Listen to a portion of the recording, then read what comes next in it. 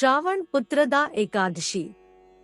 श्रावण मास की शुक्ल पक्ष की एकादशी को पुत्रदा एकादशी, पवित्रोपना एकादशी और पवित्रा एकादशी के नाम से जाना जाता है। पुत्रदा एकादशी वर्ष में 2 बार आती है, एक बार श्रावण मास में और दूसरी बार पौष मास में। श्रावण मास की शुक्ल पक्ष की एकादशी और पौष मास शुक्ल पक्ष की एकादशी को पुत्रदा एकादशी कहा जाता है। पौराणिक मान्यताओं के अनुसार पुत्रदा एकादशी का व्रत करने से साधक की पुत्र प्राप्ति की कामना पूर्ण होती है। पुत्र प्राप्ति की इच्छा रखने वाले मनुष्य को श्रावण पुत्रदा एकादशी का व्रत पूर्ण श्रद्धा और विश्वास से करना चाहिए। श्रावण पुत्रदा एकादशी व्रत की विधि। पुत्रदा एकादशी के व्रत में भगवान विष्णु की पूजा की जाती है। पुत्रदा एकादशी का व्रत एक दिन पूर्व यानी दशमी तिथि की रात से ही आरंभ हो जाता है।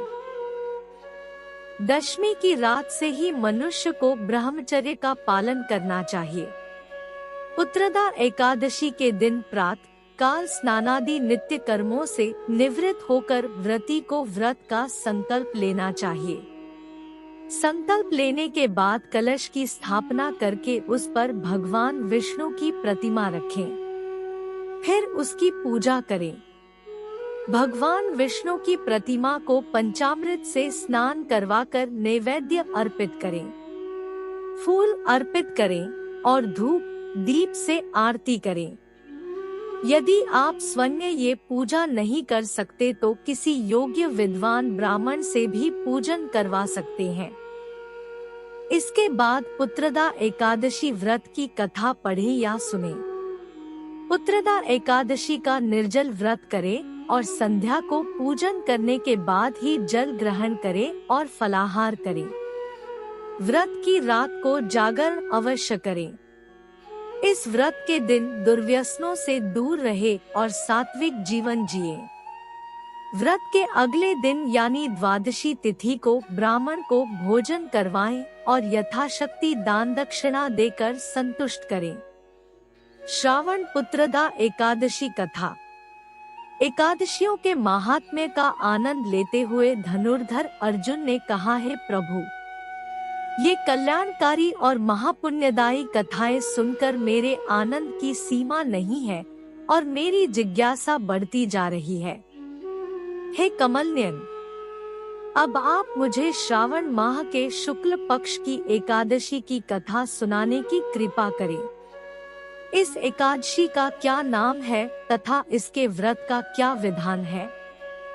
इसमें किस देवता का पूजन किया जाता है और इसका व्रत करने से किस फल की प्राप्ति होती है? श्री कृष्ण ने कहा, है धनुर्धर, श्रावण माह के शुक्ल पक्ष की एकादशी की कथा के श्रवण मात्र से ही अनंत यज्ञ का फल प्राप्त होता है। हे पार्थ, द्वापर युग के आरंभ में ही महिष्मती नाम की एक नगरी थी। उस नगरी में महाजित नाम का एक राजा राज्य करता था। वह पुत्रहीन था, इसलिए वह सदा दुखी रहता था। उसे वह राज्य सुख और वैभव सभी कुछ बड़ा ही कष्टदायक प्रतीत होता था, क्योंकि पुत्र के बिना मनुष्य को इहलोक और परलोक दोनों में सुख नहीं मिलता है। राजा ने पुत्र प्राप्ति के बहुत उपाय किए, किंतु उसका हर उपाय निष्फल रहा। जैसे जैसे राजा महाजित वृद्धावस्था की ओर बढ़ता जा रहा था, वैसे वैसे उसकी चिंता भी बढ़ती जा रही थी। एक दिन राजा ने अपनी सभा को संबोधित करके कहा, न तो मैंने अपने जीवन में कोई पाप किया है और न ही अन्यायपूर्वक प्रजा से धन एकत्रित किया है, न ही कभी प्रजा को कष्ट दिया है और न कभी देवता और ब्राह्मणों का निरादर किया है। मैंने प्रजा का सदैव अपने पुत्र की तरह पालन किया है, कभी किसी से ईर्ष्या भाव नहीं किया, सभी को एक समान समझा है।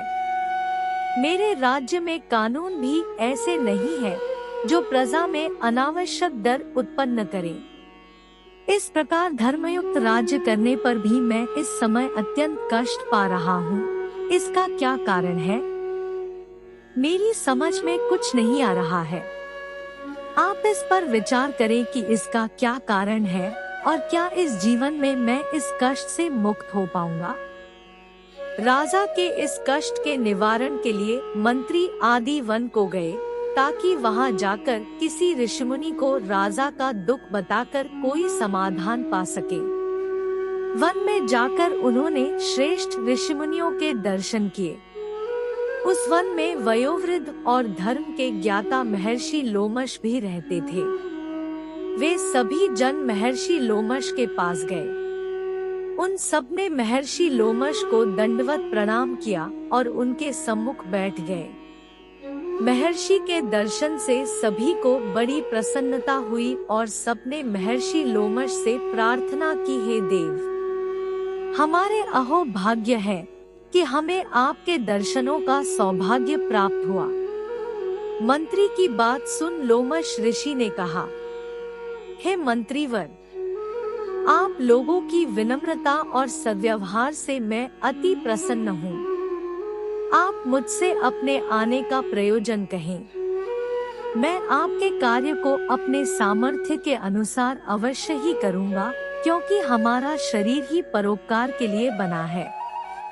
लोमश ऋषि के ऐसे मृदु वचन सुनकर मंत्री ने कहा, हे ऋषिवर, आप हमारी सभी बातों को जानने में ब्रह्मा से भी ज्यादा समर्थ हैं, अतः आप हमारे संदेह को दूर कीजिए।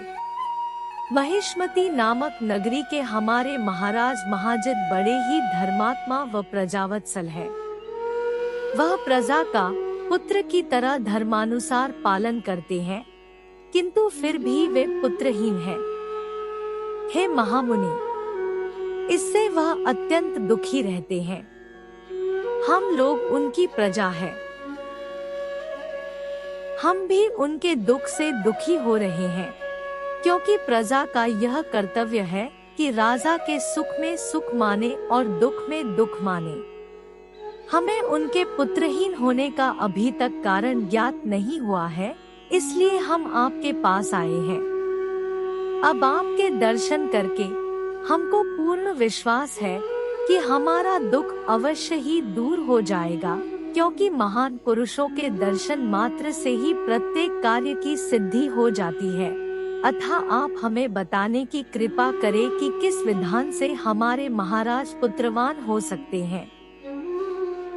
हे ऋषिवर, यह आपका हम पर व हमारे राज्य की प्रजा पर बड़ा ही उपकार होगा। ऐसी करुण प्रार्थना सुनकर लोमश ऋषि नेत्र बंद करके राजा के पूर्व जन्मों पर विचार करने लगे। कुछ पलों बाद उन्होंने विचार करके कहा, हे भद्र जनों, यह राजा पिछले जन्म में अत्यंत उद्दंड था तथा बुरे कर्म किया करता था। उस जन्म में यह एक गांव से दूसरे गांव में घूमा करता था। एक बार ज्येष्ठ माह के शुक्ल पक्ष की एकादशी के दिन की बात है। यह 2 दिन से भूखा था। दोपहर के समय एक जलाशय पर जल पीने गया। उस स्थान पर उस समय ब्याई हुई एक गाय जल पी रही थी।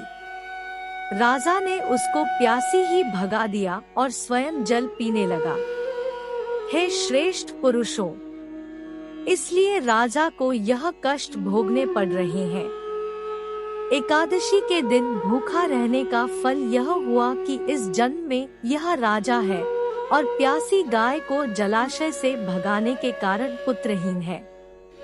यह जान सभी सभासद प्रार्थना करने लगे, हे ऋषि श्रेष्ठ, शास्त्रों में ऐसा लिखा है कि पुण्य से पाप नष्ट हो जाते हैं, अतः कृपा करके आप हमें कोई ऐसा उपाय बताइए जिससे हमारे राजा के पूर्व जन्म के पाप नष्ट हो जाएं और उन्हें पुत्ररत्न की प्राप्ति हो। सभासदों की प्रार्थना सुनकर लोमश मुनि ने कहा, हे श्रेष्ठ पुरुषों, यदि तुम सब श्रावण माह के शुक्ल पक्ष की पुत्रदा एकादशी का व्रत और रात्रि जागरण करो और उस व्रत का फल राजा के निमित्त कर दो, तो तुम्हारे राजा के यहाँ पुत्र उत्पन्न होगा। राजा के सभी कष्टों का नाश हो जाएगा। इस उपाय को जानकर मंत्री सहित सभी ने महर्षि को कोटि कोटि धन्यवाद दिया तथा उनका आशीर्वाद लेकर अपने राज्य में लौट आए। तदुपरांत उन्होंने लोमश ऋषि की आज्ञानुसार पुत्रदा एकादशी का विधान पूर्वक उपवास किया और द्वादशी को उसका फल राजा को दे दिया। इस पुण्य के प्रभाव से रानी ने गर्भ धारण किया और 9 माह पश्चात एक अत्यंत तेजस्वी पुत्र को जन्म दिया। हे पांडु पुत्र, इसलिए इस एकादशी का नाम पुत्रदा पड़ा। पुत्र की इच्छा रखने वाले मनुष्य को विधान पूर्वक श्रावण माह के शुक्ल पक्ष की एकादशी का व्रत करना चाहिए।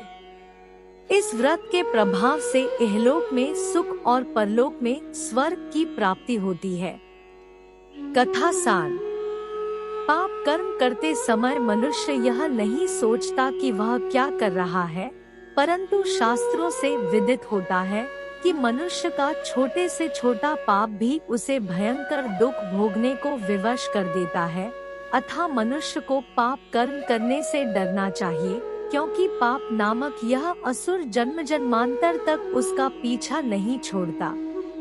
प्राणी को चाहिए कि सत्यव्रत का पालन करते हुए भगवान के प्रति पूरी श्रद्धा व भक्ति रखे और यह बात सदैव याद रखे कि किसी के दिल को दुखाने से बड़ा पाप दुनिया में कोई दूसरा नहीं है।